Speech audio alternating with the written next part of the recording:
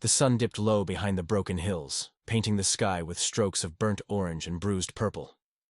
Hollow Bend was a speck of dust on the map, a town stitched together by weathered wood and hard-earned sweat. Its one main street stretched like a cracked spine, between the saloon on one end and the small church on the other. A few scattered buildings clung to the dirt like stubborn weeds. Jude Coulter stood on the porch of the Widow McCall's ranch house, his boot tapping the dry ground as the wind whispered through the mesquite and sagebrush.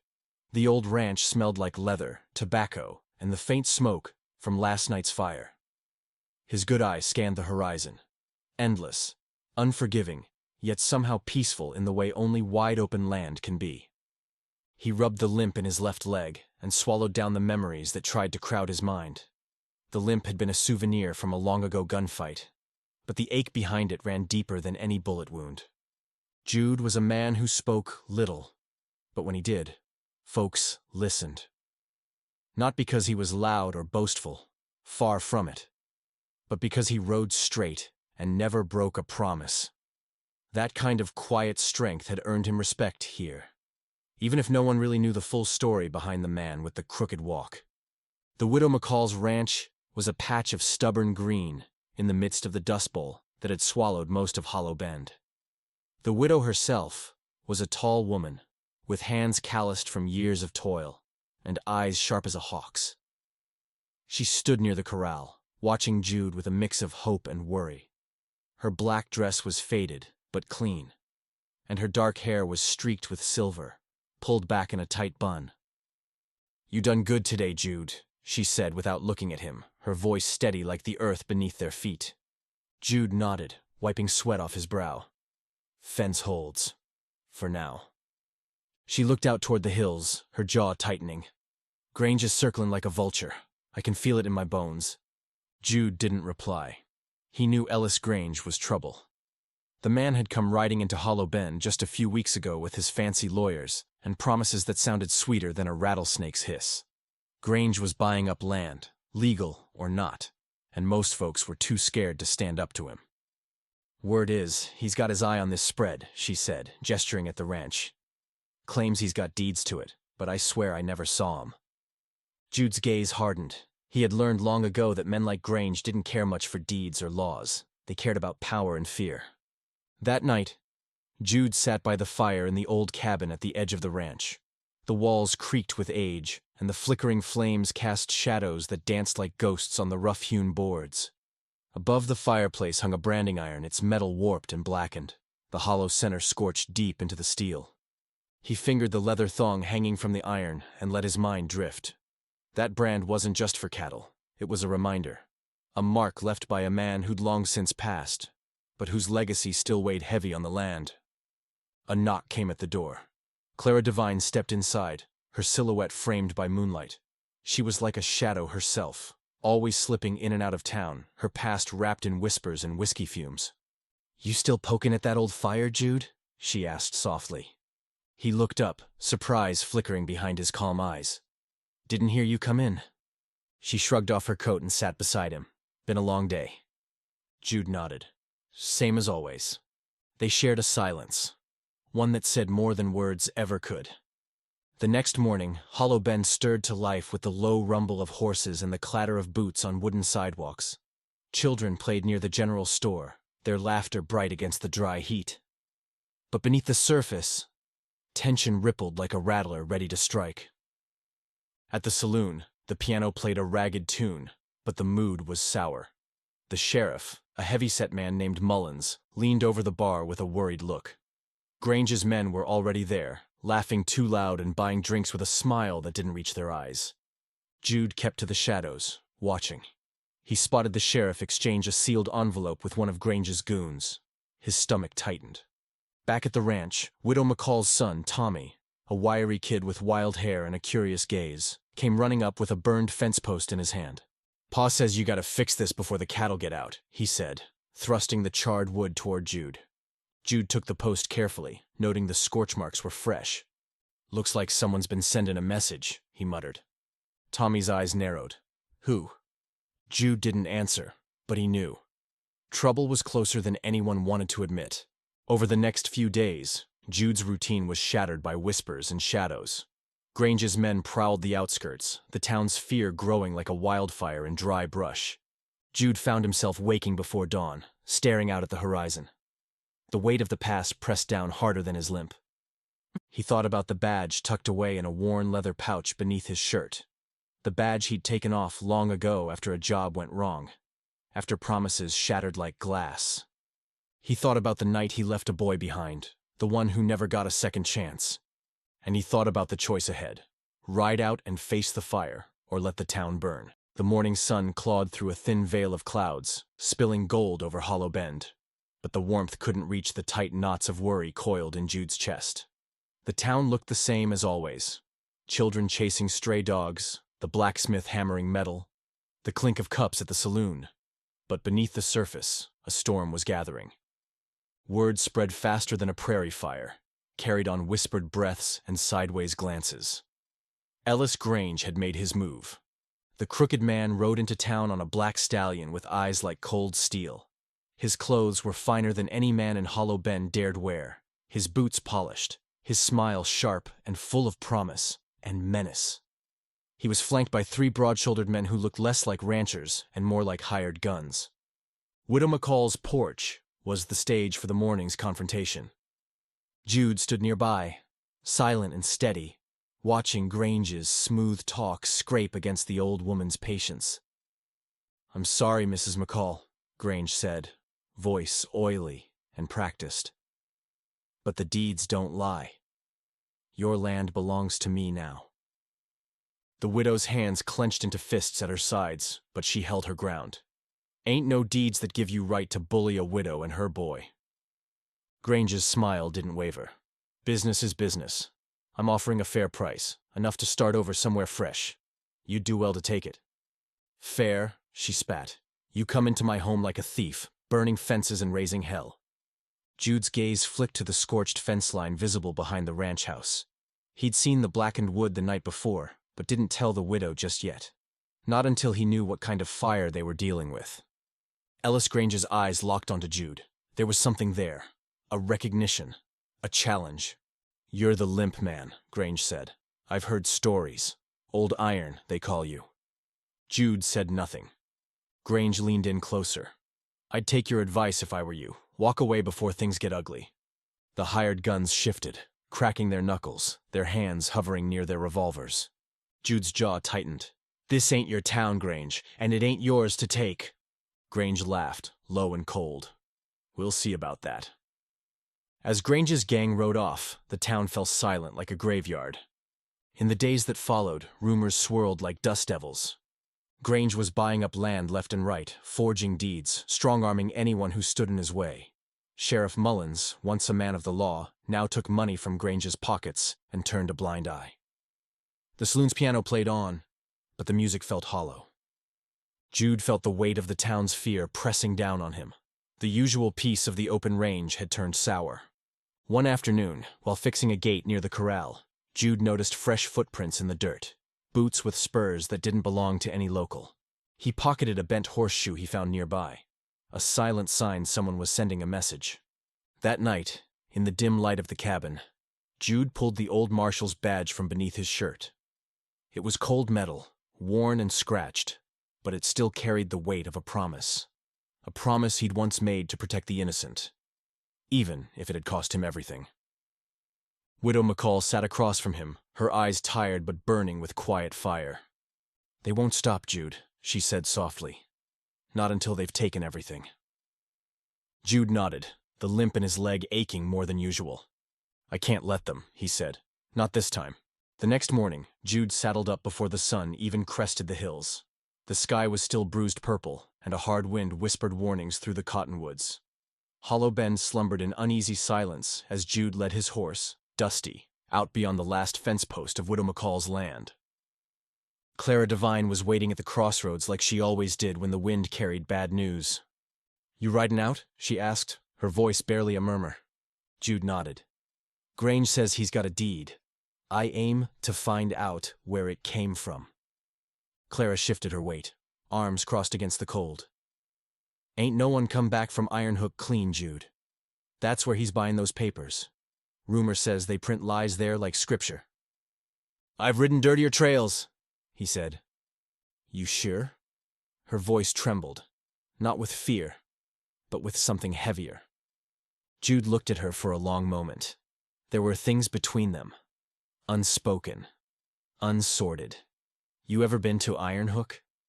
Her lips curled into a dry smile. Lived there once. Didn't care for the smell. That was the first real piece of her past Jude ever heard. He tucked it away like a loaded pistol. The road to Iron Hook wasn't marked on any map, but every outlaw and debt dodger this side of the Rockies knew the way. It cut through badlands twisted with thornbrush and shale. Buzzards circled overhead like rumors, and the sun beat down like it had a grudge. Jude rode silent, thinking. He wasn't just riding for the ranch. He was riding for the boy he used to be, the badge he buried, the wrongs he'd never set right. Grange's name itched something familiar, like a bullet scar you forgot until the storm rolled in. 3 days in, Dusty limped slightly from a stone caught in his shoe. Jude dismounted and worked it free with practiced hands, his eyes always scanning the horizon. The land here had a way of swallowing men whole. At night, he camped beneath the stars. The fire was small, just enough to warm beans and ward off snakes. Coyotes howled in the distance, but he was used to voices in the dark. On the 4th day, he reached the edge of Iron Hook. Iron Hook wasn't so much a town as it was a scar. Half the buildings leaned like drunks, and the rest were boarded up or rotting. Soot-black smoke curled from chimneys that never slept. There was a courthouse, but the scales of justice carved above the door were chipped, rusted, and blind in both eyes. Jude stabled Dusty and made his way into the saloon, the Rust Coin. It smelled of sour whiskey, wet leather, and broken promises. He found who he was looking for. Wendell Pike was a forger, a fixer, and a professional survivor.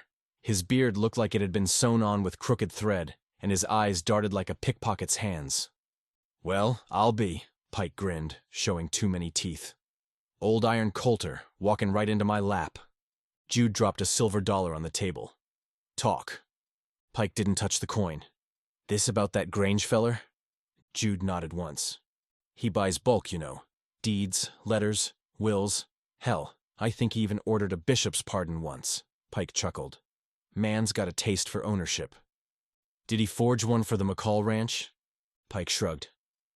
I make what's ordered. Don't ask questions, but I keep samples. He dug through a metal box beneath the floorboards, pulling out a yellowed parchment. Made this 6 months ago. Seals from Carson County. Real good work, if I do say so. Jude studied the deed. The ink was right, the seal perfect, but the date was forged. The real McCall deed predated it by 10 years. Jude stood, tucking the forged paper into his coat. Grange got lawmen on his leash now, Pike warned. You come swinging with that paper, they'll burn it, and you both. Jude turned to go. You got death on your trail, Coulter, Pike called after him. Whatever you're chasing ain't gonna save you. Jude stopped at the door. Ain't about saving me, he said. It's about not letting the past eat another town. Jude rode out of Iron Hook the next morning, the forged deed hidden beneath his saddle. He didn't take the main trail back. He looped wide, sticking to ridgelines and old cattle trails, avoiding eyes and keeping his ears open. 2 days out, he found signs he wasn't alone. A fire still smoldered near his old camp. Boot tracks, big ones, wide stride. Someone was trailing him. On the 3rd night, he set a trap. The gunfight was short and mean. One of Grange's hired guns, Clay Maddox, a mean cuss with a smile like a busted bottle, crept into camp just before dawn. Jude was waiting in the dark. Clay drew first, but Jude was faster. Years of laying low hadn't dulled his edge. The shot echoed through the canyon like thunder. Clay dropped. Jude limped over, crouched beside the body, and found a folded note tucked in the man's vest. If he won't give up, take the boy. Jude's blood ran cold. They were going after Tommy. By the time Jude Coulter rode back into Hollow Bend, a storm had rolled in. Thick gray clouds dragging shadows across the plains like a curtain dropping on the old world. He rode hard and fast, but even the wind seemed to warn him he was too late. The town looked the same, but it felt different. Folk kept their heads down, shutters drawn tight even in daylight. The saloon was quiet. Sheriff Mullins leaned outside his office, toothpick in his mouth and his badge barely pinned, looking less like law and more like bait. Jude tied Dusty at the post and stepped into the still afternoon. Tommy was gone. He found Widow McCall in her rocking chair, hands trembling as she clutched an old quilt like it was a lifeline. "They took him," she whispered, her voice paper-thin. Jude crouched beside her. "Who?" "Grange's men. Said they'd bring him back once I signed over the deed. Said they'd keep him safe, but I don't trust vipers with a lamb." Her eyes were wet, but fierce. Jude handed her the forged deed from Ironhook. "This proves he's a liar, but we'll need more than paper to fight him." She nodded slowly. "Then find it." That night, Jude rode out to the one man in Hollow Bend who still remembered what justice used to mean. Eli Talbot, a former U.S. Marshal turned recluse who lived up in Buzzard Hollow. The kind of man who buried his badge with his wife and hadn't come down since.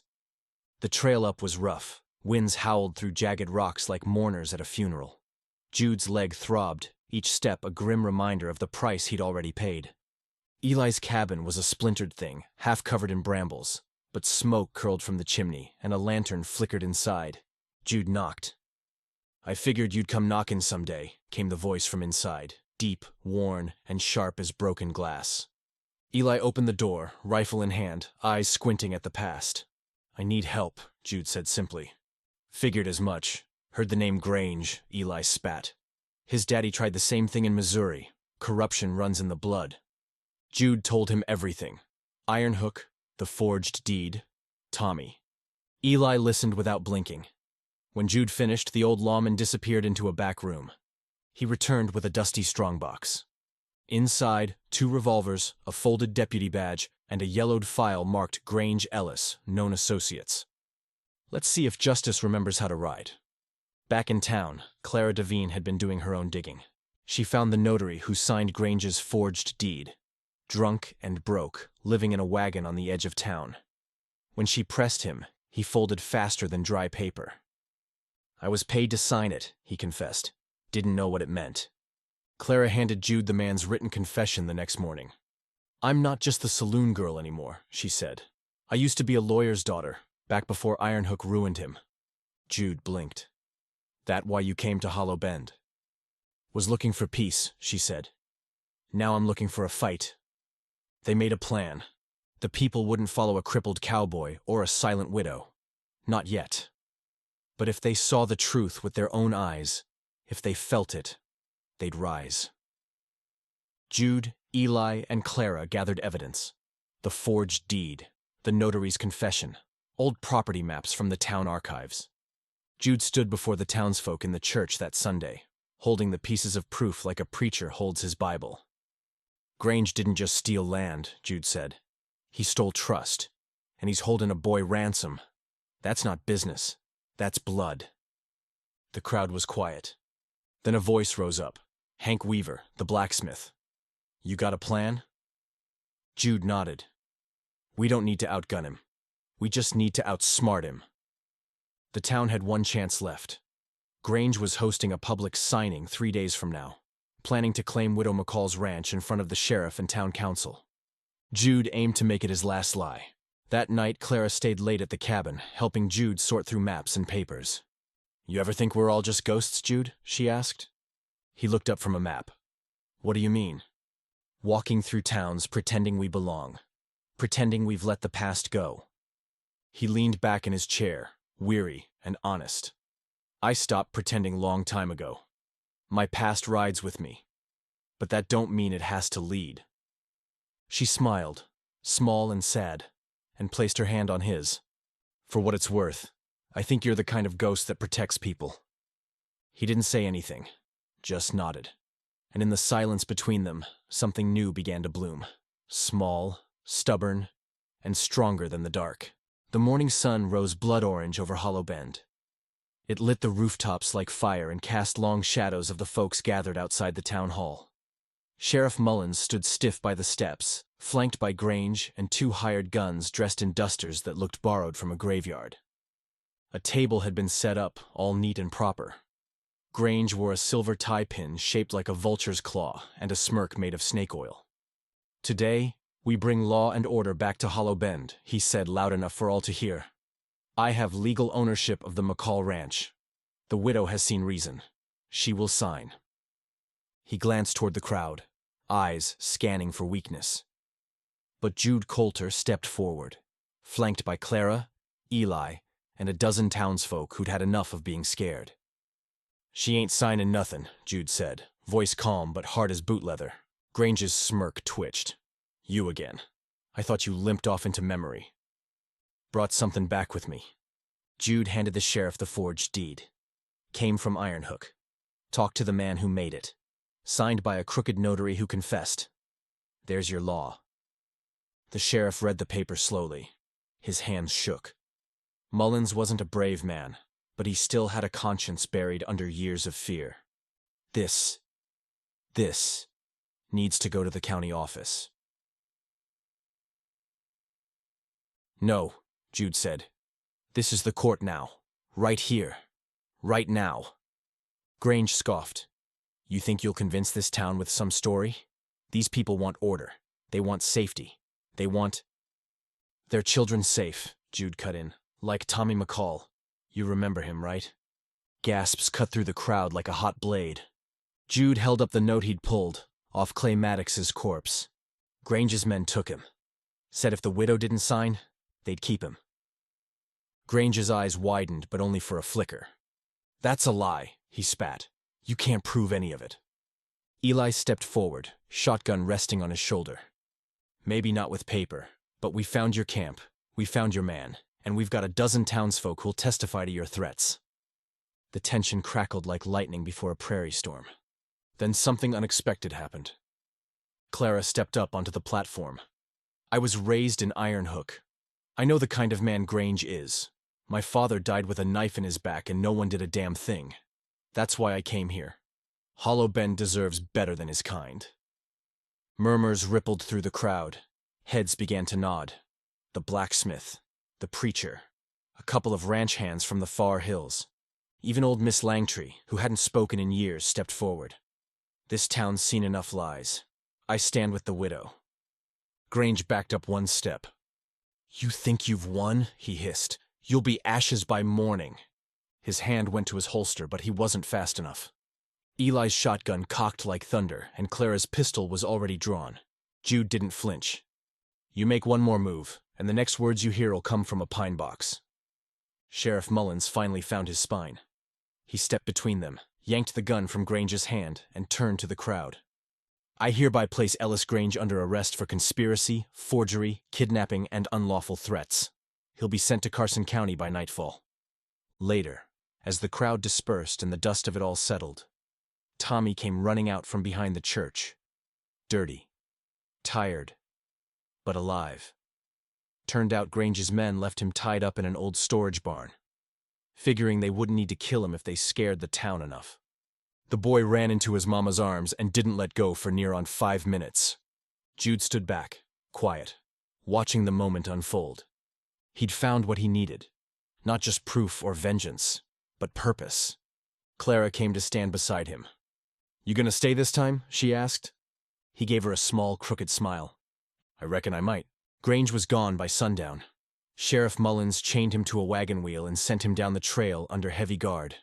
The sheriff didn't say much, just grunted and handed Jude a deputy badge. "You earned this," he muttered. "More than I ever did." Jude didn't pin it on. He just nodded and slipped it into his coat pocket. Some burdens ride better unseen. For the first time in weeks, Hollow Bend breathed easy. Folks returned to their homes, the saloon doors swung open with laughter, and Clara's piano music drifted warm through the streets. But peace don't settle permanent in places like this. The storm that had gathered finally cracked open the sky that night. Thunder rolled in, and with it, old ghosts. Jude sat outside the widow's porch, watching the rain carve paths through the dust. Eli leaned against the post beside him, pipe smoke curling in lazy ribbons. "You ever think it's over?" he asked. Jude shook his head. "Not for men like us. We just pass the fire along. Hope the next one don't drop it." Lightning flashed, then came hooves, fast, angry. Jude and Eli were on their feet in a breath, guns drawn. Out of the black rode 3 men, hired guns still loyal to Grange, left behind and hungry for revenge. They fired without warning. Wood splintered, glass shattered. Widow McCall screamed from inside. Eli returned fire, sharp and steady. Jude ducked behind a rain barrel and pulled his revolver. The firefight was short, but fierce. One outlaw fell in the street. Another tried to flank the porch and got a shotgun full of buckshot for his trouble. The last turned tail, riding hard into the storm. Jude fired once more, clipped his leg, but the man didn't fall. Just vanished into the night like a curse whispered into the wind. Eli caught a bullet in the side. Jude found him leaning against the porch post, blood dark on his shirt. "I'll be fine," Eli grunted, but his eyes said different. Clara came running, bandages in hand. Together, they stopped the bleeding, got him inside. The old marshal held onto Jude's arm with iron strength. "You can't do this alone. Promise me, you won't try." Jude nodded. "You got my word." Eli smiled. "Then maybe we've done all right after all." The next day, the town buried 2 bodies, 1 outlaw, 1 lawman. Eli Talbot didn't die that night, but he never left his bed again. Jude sat with him each morning, listening to his stories. Hollow Bend had begun to heal, but wounds like that don't scab easy. Tommy came by often, sat quiet next to Eli, asked questions, learned. The boy had a fire in him now. Widow McCall worked the ranch again, with help, the blacksmith, Clara, even Jude. They rebuilt the fence Grange's men had torn down, repainted the barn, put the McCall brand back on the herd. One night, as the sun set behind the hills, Clara poured 2 glasses of whiskey and sat beside Jude on the fence rail. "You stayed," she said. "I did. You still waiting for something to go wrong?" He paused, looked out over the land. "I'm just learning how to be still." She smiled. "Think you'll ever hang that badge on your chest?" Jude reached into his coat, pulled out the tin star, and handed it to her. "Already found something better to carry." She looked at him, eyes soft, tired, but full of fight. "So what now?" Jude looked toward the horizon. "We hold what's ours. We teach the next ones to do better. And we stay ready." Later that week, Tommy brought Jude a gift. A carved brand made of ironwood. The Hollow brand. Jude turned it over in his hands. "What's it mean?" he asked. Tommy grinned. "Means we don't run." The rains let up come midweek. Dust turned to clay, and the roads wore a slick coat of memory.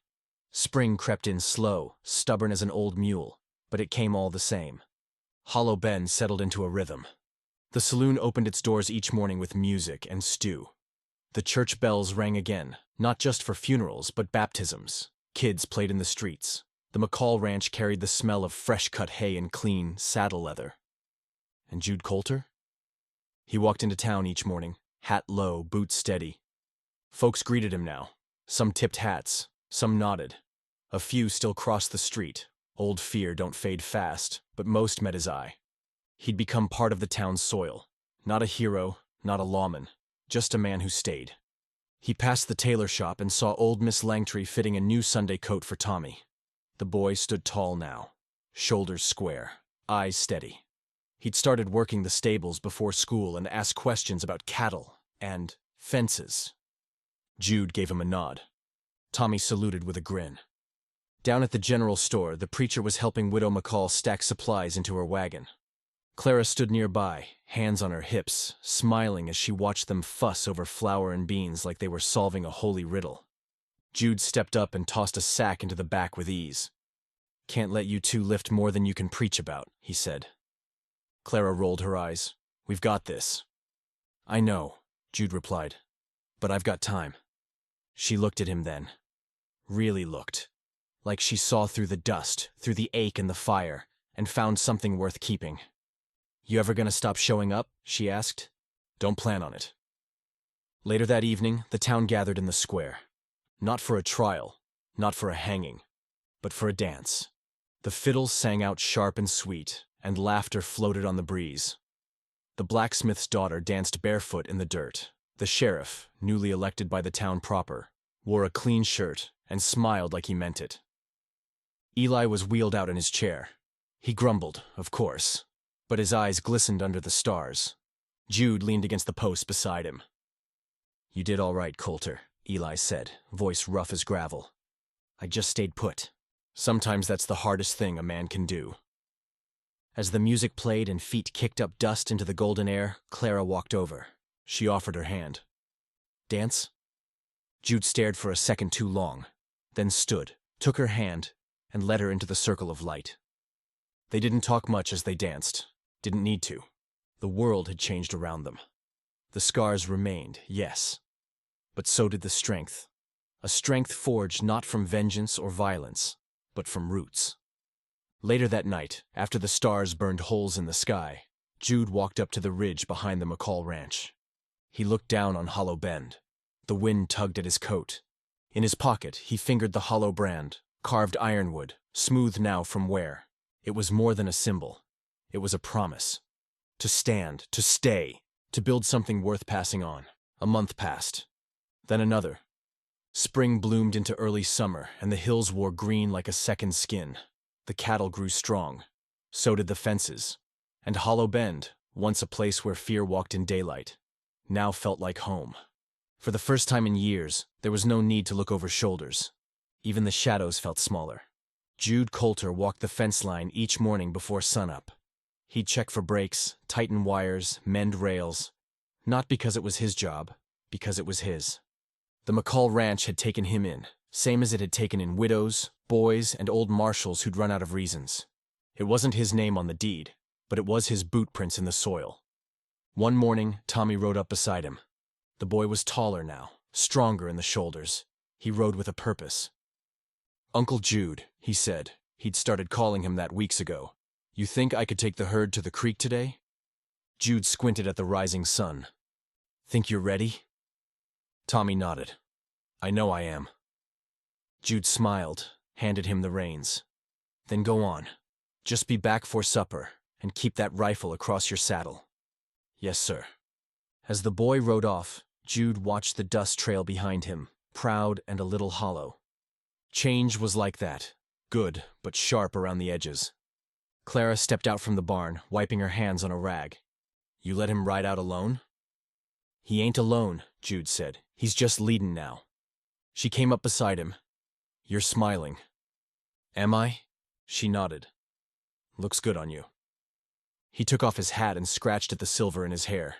"Ain't used to feelin' still." "You don't have to stand still. Just stay here." He looked at her, really looked. "I think I will." That night, a fire crackled in the pit outside the house. Clara, Jude, Eli, and a handful of townsfolk shared beans, whiskey, and the kind of silence that only comes from surviving something together. Eli told stories. Clara laughed. The preacher strummed a worn guitar. Tommy returned at sundown, tired but beaming. "Did it all myself," he said. "Not a single stray." "You're getting dangerous," Jude said with a wink. The boy beamed. And under the stars, Jude finally understood. He hadn't come back to Hollow Bend to run from his past. He'd come to become someone new, to lay down roots, to pass on what mattered. In town, they'd hung the Hollow brand sign above the general store. Not just a mark, a promise. It meant something now. It meant, we don't run. We stand. One night, Jude walked to the same ridge where he'd stood after the shootout. Clara joined him. "You still thinking about leaving?" she asked. He took her hand. "Number just thinking how far I've come. How far we all have." She nodded. "We changed this place." Jude shook his head, slow. "Nah, this place changed us. If this tale stirred your boots or tugged at your heart, give it a thumbs up and share it with someone who still believes in grit, grace, and second chances. Let us know in the comments below, who was your favorite character from the Hollow brand? Was it Jude, the drifter, turned anchor? Clara, strong as barbed wire and just as sharp? Or maybe young Tommy, stepping into his own boots? And don't forget to like the video and subscribe to SaddleHorn Stories for more dust-covered tales of the Old West, where every story's got a saddle, a storm, and a soul worth saving.